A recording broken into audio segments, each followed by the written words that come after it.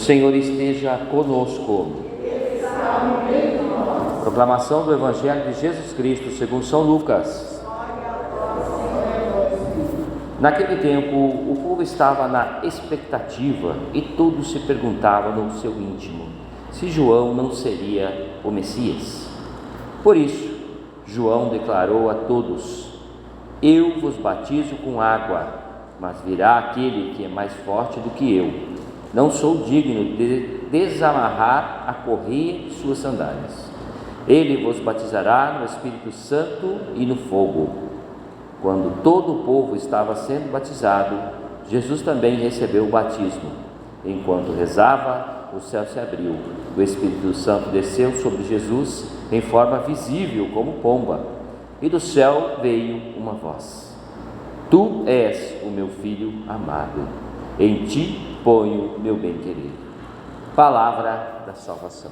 Glória a vós, Senhor. Podemos sentar um minutinho? Vamos fazer uma reflexão desse evangelho de hoje. Hoje é o último domingo do tempo de Natal, né? Hoje nós encerramos o ciclo do Natal na liturgia da igreja. A partir de amanhã inicia-se o tempo comum, né? Amanhã será já o primeiro dia do tempo comum, né? Então a igreja encerra esse tempo de Natal com o batismo de Jesus. O batismo de Jesus, que conclui, né, o tempo litúrgico do Natal, nos traz uma mensagem muito bonita, né, nesse pequeno trecho do Evangelho, mas nos fala muito ao coração. Primeiro, João Batista quer deixar claro, né, quer deixar bem claro. Primeiramente, esse evangelho é um daqueles que está nos 4 evangelhos, né? Quando o evangelho está nos 4, está em Mateus, Lucas, Marcos e João, é porque é um evangelho importante e é um problema que as comunidades desses discípulos, desses apóstolos têm. Então havia muita confusão por causa do batismo de Jesus, do batismo de João Batista, né?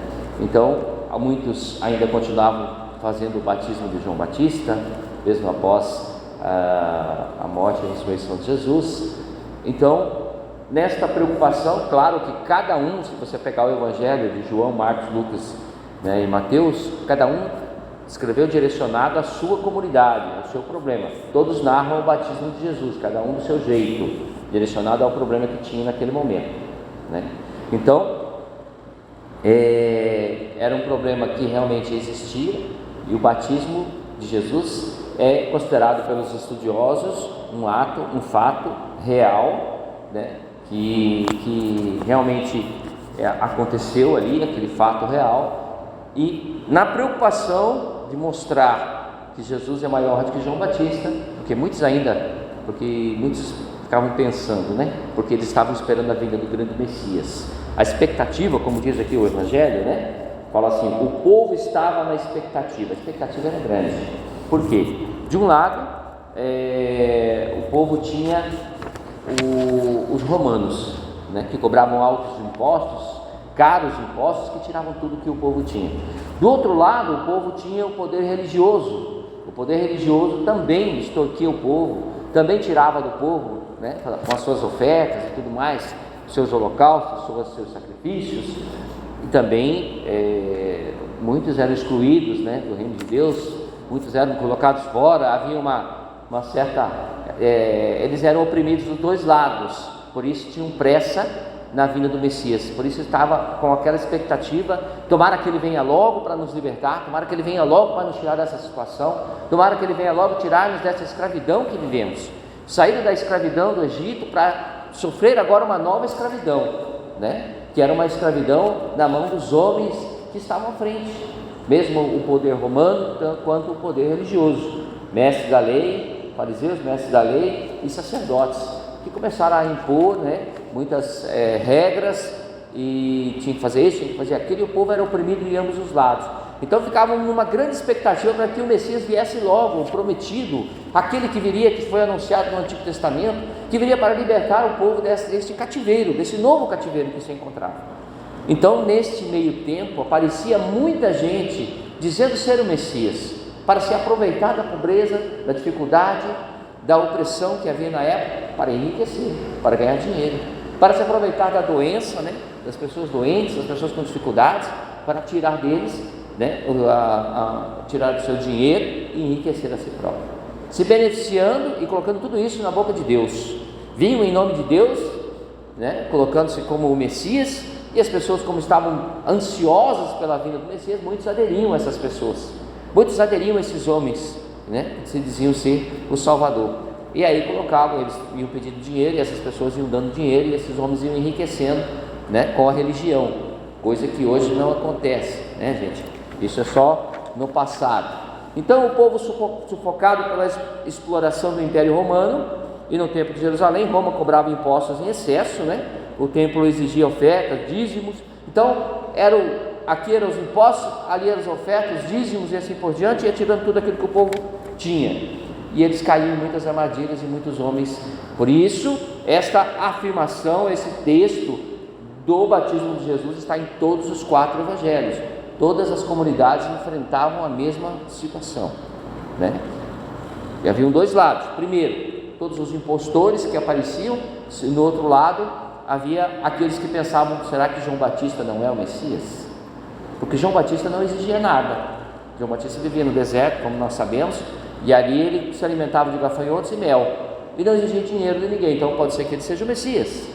Então haviam aqueles que aderiram a Jesus, e mesmo depois da prisão de João Batista, que não narra aqui nesse evangelho, foi tirado, né? Mas mesmo depois da prisão de João Batista, continuou o batismo de João Batista pelos seus seguidores, continuaram batizando em nome de João Batista.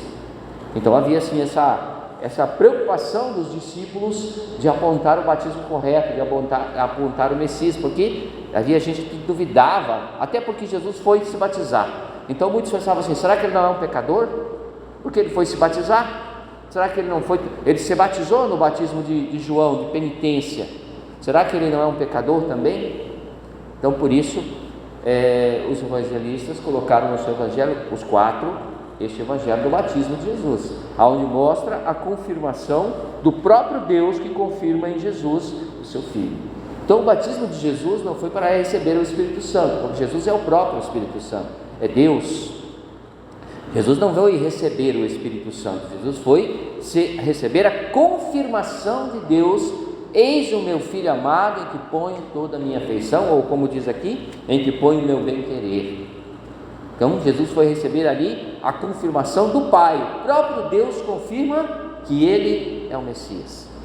Por isso a preocupação desse evangelho, ele vem afirmar, para que não vão atrás desse ou daquele outro. Este é o Messias. O próprio Deus aponta, o próprio Deus fala à humanidade. Ele não está falando com Jesus, ele está falando comigo e com você, com cada um de nós. Também outro fato interessante aqui é que não existe um encontro. O primeiro encontro que existe entre Jesus e João Batista foi quando as mães estavam grávidas, né? Maria e Isabel, ali se encontraram. Depois a Bíblia não narra mais que eles se viram, só lá no batismo é que foram se ver de novo. Por quê? O evangelista quer nos mostrar que eles vivem em tempos diferentes. João Batista é da antiga aliança, é do tempo antigo, o último profeta do Antigo Testamento, o precursor de Jesus. Então ele vive no Antigo Testamento. Jesus é o novo, ele vive no Novo Testamento, é a nova aliança. Então eles são de tempos diferentes, apesar de serem parentes, apesar de serem próximos, né? Porque Maria, quando engravidou, Isabel já estava de 6 meses, mas são de tempos diferentes, cada um é do seu tempo. Então João é do Antigo Testamento, Jesus é do Novo. Por isso o Evangelho narra essa diferença, né? Também outro fato interessante, gente, que eu gostaria de dizer, é esse fato que fala assim: primeiro, o que apareceu quando os discípulos foram batizados do Espírito Santo? Fogo. O vento, no início da Bíblia, se você for ler lá, o vento, né, soprou sobre a terra para formar toda a terra que nós temos aqui. O Espírito de Deus, então, nesse momento é representado pelo vento, pelo fogo e pela água. Quando nós vamos batizar, se usa água. Em Jesus, o símbolo que aparece é uma pomba. Por quê? Jesus não precisa, o fogo representado pelo Espírito Santo é o que muda, né? Onde passa o fogo, muda a aparência do lugar, não é verdade? Então, você vê uma casa que antes do incêndio, depois do incêndio, totalmente diferente, um lugar que pegou fogo, então o fogo muda. Jesus não precisa ser mudado, porque Ele é o próprio Espírito Santo, Ele não precisa de mudança nenhuma, Ele é perfeito, né? A água não penetra no interior do homem. O interior que eu falo não é interior físico, interior espiritual, né? Então, Jesus não precisa, porque Ele já tem o seu interior transformado, Ele é Deus. Então, o Espírito Santo no momento do batismo de Jesus é representado por uma pomba. Por quê? A pomba é simples, é a paz, né? Então Jesus não precisa do fogo, Jesus não precisa da água, Jesus não precisa do vento. Ele é a própria mudança, Ele é Deus, né? Então o batismo de Jesus, de João Batista, era apenas um batismo de penitência com água apenas, uma água que por fora atingia as pessoas. A água que Jesus traz é uma água viva, que muda o interior, então ele é mais profundo, né? O batismo é mais profundo. Depois ele fala das sandálias, né? Ele fala assim: mas virá aquele que é mais forte que eu, e não sou digno de desamarrar a correia das suas sandálias. Aqui há algo interessante, vou explicar rapidamente. No tempo de Jesus, ali havia um costume, né? Uma lei, que quando morria o esposo, a viúva poderia casar, e não tinha descendência, não tinha filhos, a viúva poderia casar com um dos irmãos, se ele tivesse irmãos, um dos irmãos desse esposo. Um dos irmãos assumia a viúva, para dar-lhe uma descendência. Se este irmão se recusasse por algum problema, não quisesse, então eles escolhiam-se outra pessoa. E como é que se fazia? Esse homem, que teria que ser o próximo, mas ele não quis, ele tirava a sua sandália e passava para esta pessoa que iria assumir a viúva, né? Eles chamavam esse rito, né, de descalçamento. Eu estou lendo aqui para mim não esquecer o nome, tá, gente? Descalçamento, chamava-se esse rito. Então este homem assumia a viúva, e esse passava a sandália para ele assumia a viúva e ele dava uma descendência a essa viúva, que era a descendência do falecido. Aqui Jesus é o esposo. Nós, seu povo, somos a esposa infiel de Deus, obviamente, né? Somos a esposa infiel. Então, João Batista, ao dizer, não sou digno de desamarrar suas sandálias, ele está dizendo que ele não é digno de continuar a missão, que quem tem que dar a descendência é o esposo, né? Que é Jesus. Essa missão é dele, não é minha. Eu não posso assumir essa missão, entendeu? Eu não posso assumir a missão de dar uma descendência a Deus. Por que descendência? Porque somos, a partir do batismo, seus filhos adotivos. Então cada batizado é um descendente de Jesus, é um descendente do povo de Deus. Então João Batista está dizendo assim: eu não sou digno de dar uma descendência, né, de filho de Deus a essas pessoas. Então ele passa essa missão, ele deixa esta missão com Jesus. A missão é tua, Senhor. Ele não é digno de desamarrar as tuas sandálias. Quer dizer, não sou digno de dar a descendência dos filhos de Deus. Esta missão é tua, e deixa a missão com Jesus.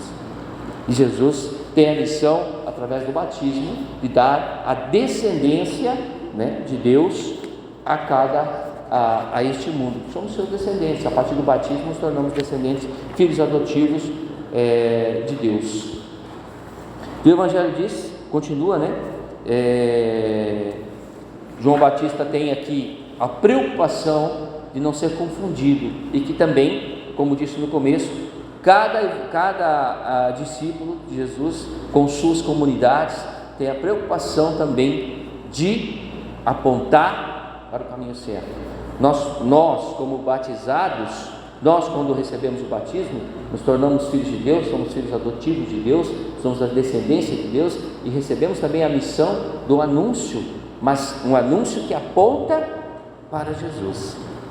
João Batista teve muita preocupação com isso, né? Ele diz assim: ele vos batizará com o Espírito Santo e no fogo, né? Quer dizer, aquele Espírito Santo que muda.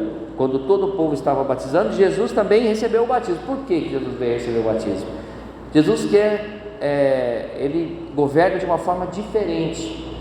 Os sacerdotes, os mestres da lei, os religiosos do tempo de Jesus, eles pregavam lá no templo, né, no culto, né, lá na frente, com roupas esplendorosas, o povo lá, eles aqui, havia uma distância entre eles e o povo, se consideravam mais justos, mais puros, não poderiam tocar o povo, andar com o povo, viver com o povo. Não, somos santos, homens de Deus. Jesus, o maior homem de Deus que existiu, porque o próprio Deus, ele anda no meio do povo. Essa atitude de Jesus de vir, colocar-se no meio do povo que estava sendo batizado, esperou a sua vez, né? Entrou na fila, vamos colocar assim, esperou a sua vez para ser batizado, mesmo sendo Deus, mostra que ele que ele governa no meio do povo, olhando nos olhos, sentindo a tua dor, sentindo o teu sofrimento, sentindo as nossas tristezas, as nossas mágoas, os nossos problemas. Ele está conosco, no meio de nós, junto conosco. Ele se faz um de nós, não quer ser superior, não quer ser maior, não quer estar acima, ele quer estar no meio, junto conosco, sentindo as nossas dores, sentindo as nossas enfermidades, olhando em nossos olhos, falando de Deus, mas com a comunidade, não fora, não se achando superior. Por isso Jesus desce e se batiza. Então, aí sim, Deus o confirma como seu filho. Que nós possamos aprender com esse Evangelho, aprender com esta palavra, primeiramente, que Jesus, como diz aqui a própria palavra de Deus, como diz o próprio João Batista, é o Filho de Deus. E se é o Filho de Deus, e se nós somos batizados, somos seus filhos adotados, temos que andar com Ele, viver com Ele, levar o nosso batismo para a nossa vida. Jesus, a partir daqui, começa a sua missão. Então, quer dizer, o batismo de Jesus foi o pontapé para iniciar a sua missão. E aí tira-se João Batista de cena e Jesus toma o caminho e inicia a sua missão. Então, a missão de cada um de nós é a mesma, né? Nós somos aqueles que nos batizamos e tomamos em nossas mãos a missão de anunciar o reino de Deus a todos que convivem conosco, todos que nos servem. Amém?